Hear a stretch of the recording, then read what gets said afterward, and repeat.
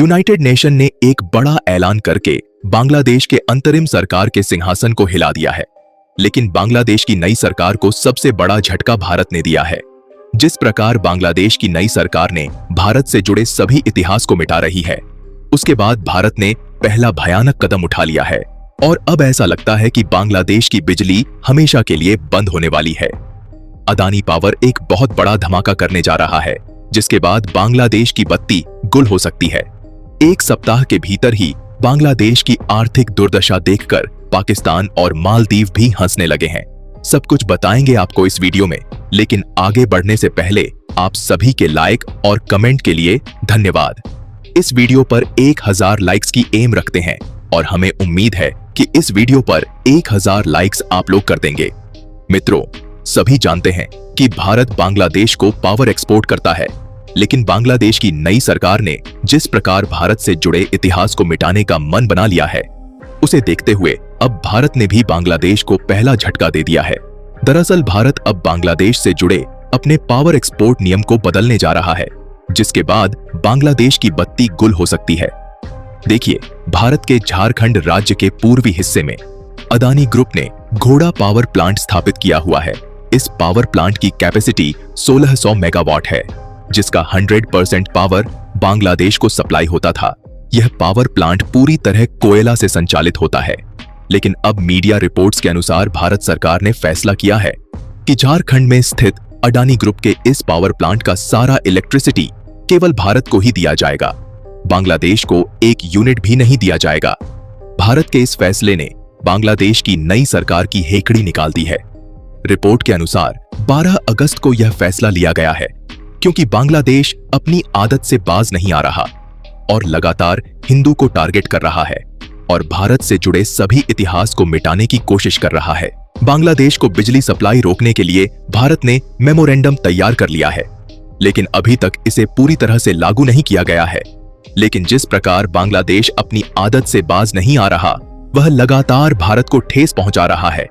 उसे देखते हुए इस बात का पूरा अंदाजा लगाया जा रहा है कि भारत जल्द ही अदानी पावर प्लांट को भारतीय ग्रिड से जोड़कर भारत में बिजली सप्लाई करेगा। मोहम्मद यूनुस, जो नोबेल पुरस्कार विजेता हैं और खुद को लोकतंत्र का समर्थक बताते हैं, उनके नेतृत्व में आप सभी ने देखा है कि बांग्लादेश में न केवल हिंदुओं पर हमले हो रहे हैं, बल्कि इतिहास को मिटाने के लिए भारत और बांग्लादेश की आजादी से जुड़े सभी स्मृतियों को भी मिटाया जा रहा है।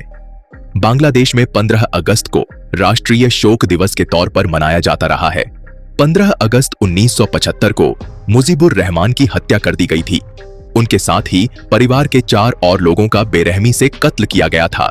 उसकी याद में ही हर साल इस दिन छुट्टी होती है और शोक दिवस मनाया जाता है। मुजीबुर रहमान को महात्मा गांधी की तरह बांग्लादेश में पूजा जाता था। भारत भी उन्हें बहुत इज्जत देता आया है, लेकिन उनके साथ बांग्लादेश की नई सरकार लगातार अपमान कर रही है। ये सब देखते हुए भारत भड़का हुआ है और हाल ही में एक बेहद कड़ा बयान दिया गया है। कांग्रेस सांसद शशि थरूर ने इसे मुंह में राम बगल में छुरी की नीति कहा है और बांग्लादेश को चेतावनी दी है कि अगर वह भारत के साथ दोस्ती के निशान मिटाता है तो भारत चुप नहीं बैठेगा। बांग्लादेश में मोहम्मद यूनुस के नेतृत्व में एक अंतरिम सरकार का गठन हो चुका है, लेकिन संयुक्त राष्ट्र ने मोहम्मद यूनुस के सिंहासन को हिलाने का फैसला कर लिया है। दंगाई छात्र और नोबेल प्राइज विजेता यूनुस को लग रहा था कि उन्होंने तख्ता पलट करके हमेशा के लिए अपनी सरकार सुनिश्चित कर ली है, लेकिन अब यूनाइटेड नेशन की नजर बांग्लादेश पर पड़ गई है, जो हिंदुओं के लिए भी आवाज उठ चुका है। संयुक्त राष्ट्र के महासचिव एंटोनियो गुटेरेस ने बांग्लादेश में जल्द से जल्द संसदीय चुनाव कराने की अपील की है। यह बांग्लादेश के उन सभी अराजक तत्वों के लिए बड़ा झटका है जो हिंसा और दंगा के दम पर सत्ता हासिल किए हुए हैं। यानी संयुक्त राष्ट्र दंगा और हिंसा के दम पर बनाए गए सत्ता को स्वीकार करने के लिए तैयार नहीं है। इसी कारण संयुक्त राष्ट्र ने बांग्लादेश के यूनुस सरकार को उखाड़ फेंकने का मन बना लिया है। यूएन ने अंतरिम सरकार से कहा है कि वह इस चुनाव प्रक्रिया में सभी को शामिल करने के लिए हर संभव कोशिश करें। यानी कि शेख हसीना को भी चुनाव में शामिल करने को कहा गया है और जानकारों का मानना है कि अगर शेख हसीना चुनाव में शामिल होती हैं, तो फिर उनकी जीत पक्की है और यूनुस के साथ साथ उनके दंगाई छात्रों की भयानक हार होगी। यूएन महासचिव ने खास तौर पर चुनाव प्रक्रिया में महिलाओं और अल्पसंख्यक समुदायों की भागीदारी सुनिश्चित करने का आग्रह किया है। यह बयान ऐसे समय में आया है जब बांग्लादेश में हो रही अस्थिरता के लिए अमेरिका को भी जिम्मेदार ठहराया जा रहा है। अमेरिका पर लगातार यह आरोप लग रहे हैं कि उसने ही बांग्लादेश में दंगा भड़काया है और तख्ता पलट कर आया है। हो सकता है कि अमेरिका ने अपनी छवि सुधारने के लिए यूनाइटेड नेशन को यह आदेश दिया हो ताकि जल्द से जल्द चुनाव कराया जाए। अमेरिका बांग्लादेश में अब इसलिए चुनाव चाहता है क्योंकि वहां उसके समर्थ अंतरिम सरकार है। जज बदल दिए गए हैं। कई हाई प्रोफाइल लोगों ने इस्तीफा दे दिया है। शेख हसीना और उनकी पार्टी को जमकर बदनाम किया गया है और कई जगहों पर बुलडोजर से चोट पहुंचाया गया है। और अब अगली खबर पड़ोसी मुल्क पाकिस्तान से है, जहां सवाल उठने लगे कि जिन्ना लैंड क्या नया बांग्लादेश बनेगा, क्योंकि बांग्लादेश में जो हुआ उसका एक्शन रिप्ले पाकिस्तान में दिख रहा है।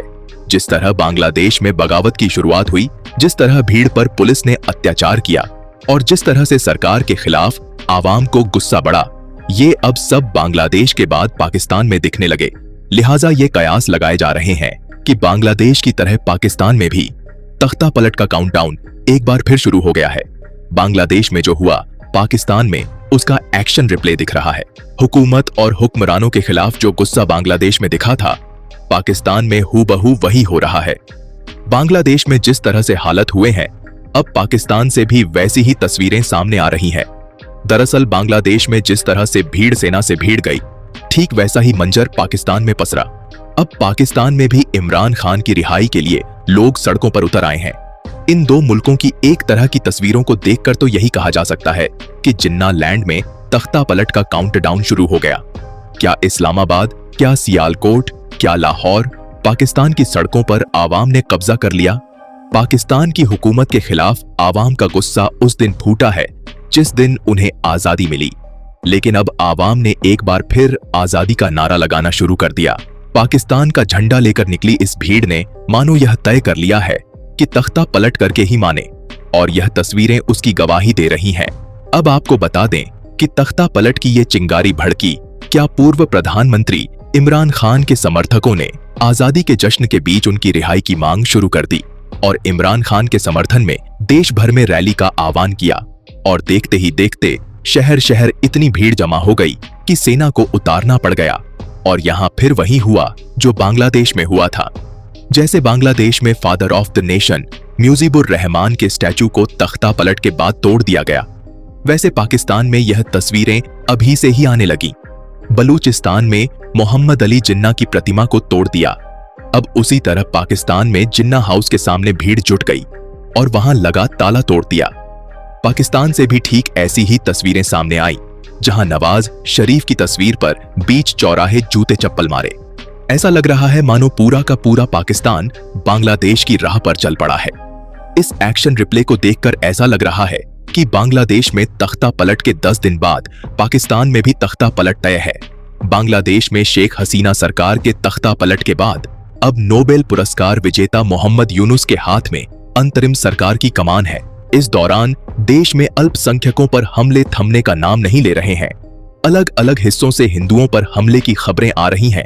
इस बीच अल्पसंख्यकों को सुरक्षा दे पाने में नाकाम यूनुस सरकार अब भारत पर हमले का मन बना रही है। बांग्लादेश की अंतरिम सरकार के गृह मंत्री एम शखावत हुसैन ने भड़काऊ बयान दिया है। उन्होंने बिना नाम लिए भारत पर निशाना साधते हुए कहा है कि अब हमारी सेना के सीमा से पीछे हटने के दिन लग चुके हैं। मैंने बॉर्डर गार्ड बांग्लादेश बीजीबी को सख्त निर्देश दिया है कि वे सीमा पर पीठ दिखाकर न भागें और मुंह तोड़ जवाब दें। अंतरिम सरकार के गृह मंत्री शखावत हुसैन ने मंगलवार को मीडिया से बात करते हुए कहा कि अगर सीमा पर हमारे सैनिकों पर हमला किया जाता है तो हम मुंह तोड़ जवाब देंगे। वैसे दोस्तों, आपका इन पर क्या कहना है, कमेंट में बताएं। वीडियो को लाइक कीजिए, शेयर कीजिए और चैनल को सब्सक्राइब करके बेल आइकन को प्रेस कर लें।